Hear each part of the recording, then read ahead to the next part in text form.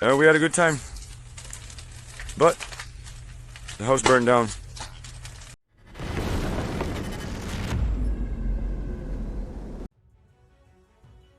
We have information about the Ukrainian attack on a Russian command post in the Kursk region last Friday, and it seems it was devastating.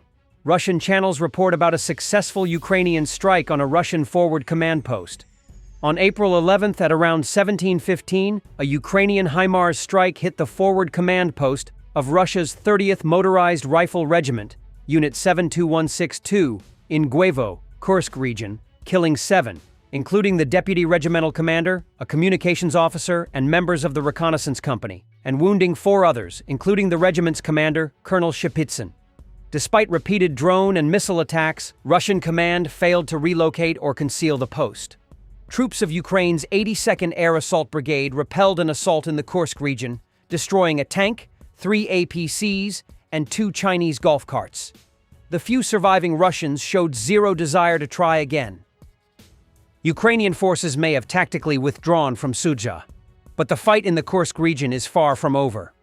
Despite the retreat, elements of the 82nd Air Assault Brigade continue to strike with precision and intensity.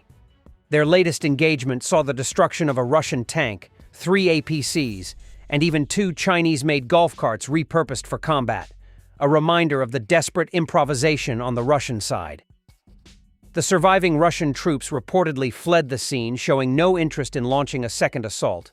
The message is clear: Ukraine may bend, but it does not break. Russian soldiers were quite comfortably settled in one house, but then, for some reason, it burned down.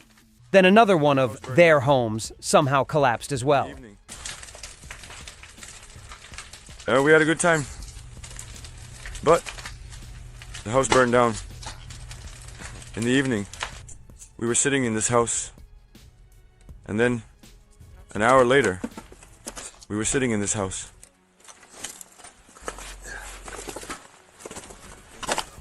And then an hour later, we got blasted. Yeah, we got screwed there, we got screwed here. We crawled out from under this rubble, digging each other out. I was somewhere there, by the stairs, near the slab, over there. Listen, there's an option on that side. You can pass. My vest with the Kalashnikov is somewhere there. The 72nd Mackenzie Brigade was tested, but repelled a Russian mechanized attack. Russians tried to break through the defense of the 72nd using armored vehicles and infantry. Results: 4 APCs, 2 tanks, approximately 20 Russians, and 2 support vehicles destroyed. As of April 2025, the 72nd Mechanized Brigade of Ukraine, known as the Black Zaporozhians, continues to play a crucial role in the defense of the Eastern Front. Despite withdrawing from the strategic town of Vuhledar in late 2024 to preserve personnel and equipment, the brigade remains actively engaged in combat operations. In March 2025, the brigade successfully repelled a significant Russian assault, destroying 13 enemy vehicles, including 3 tanks and 4 Akhmet armored vehicles. This operation also resulted in the elimination of approximately 40 Russian soldiers. The success was attributed to effective use of aerial reconnaissance, artillery, and FPV drones, as well as the deployment of electronic warfare systems that neutralized about 100 Russian drones. To bolster their capabilities, the Kyiv region has provided substantial support to the brigade. In September 2024, communities and businesses donated electronic warfare systems, FPV drones, and charging stations worth 14 million Ukrainian hryvnias. These resources have enhanced the brigade's ability to counter enemy drones and improve battlefield effectiveness. Russian diplomats are known for their lies, but ordinary civilians are not far behind them. The same woman, who was brought humanitarian aid by Ukrainian soldiers in the Kursk region, is now sitting and telling how terrible these Ukrainians are and how they kill everyone.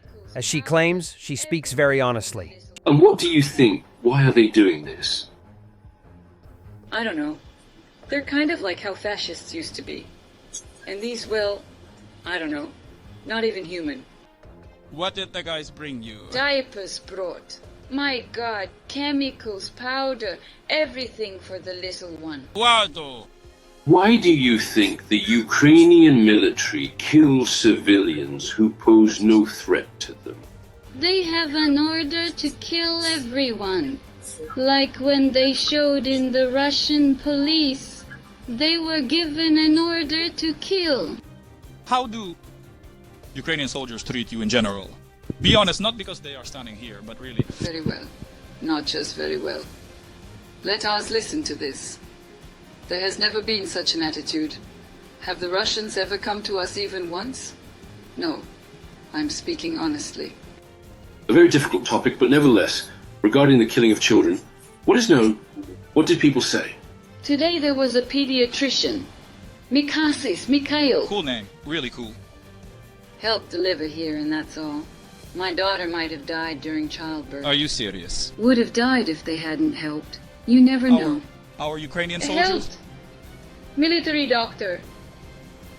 Well, the last time, when they evacuated from Darina, a 7-year-old boy, his arm was torn off. Their rocket came. Wounded them. Wounded.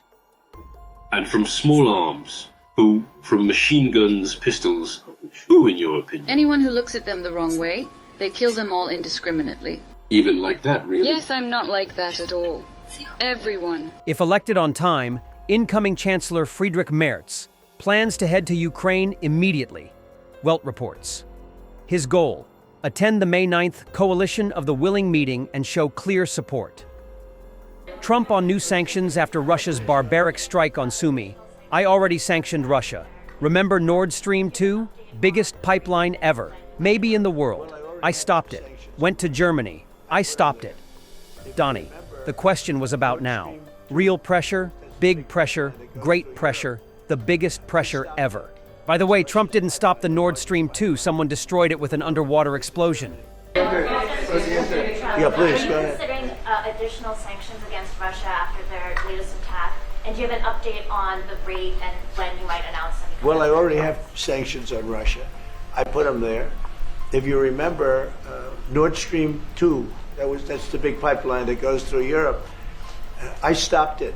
That's Russia's pipeline, the largest pipeline, I think, in the world. Goes to Germany. And I stopped it. And when Biden came in, he approved it. And then they say, oh, I'm friendly with Russia. No. Putin said, you know, if you're my friend, I'd hate to see you when you're my enemy. I stopped the biggest economic job they ever had. I stopped it cold, right? It was dead. You know that, right? And Biden came in and he immediately approved it. What was that all about? And it's a pipeline that takes care of a lot of the needs. Now, you know, it was a very controversial thing, but I stopped it and Biden approved it. Question? Thanks for watching, and don't forget to subscribe. Also, if you want to support Warthog Defense, please become our member and get early access to new videos, exclusive members-only videos, and become administrator in comment section. The membership link is in the description.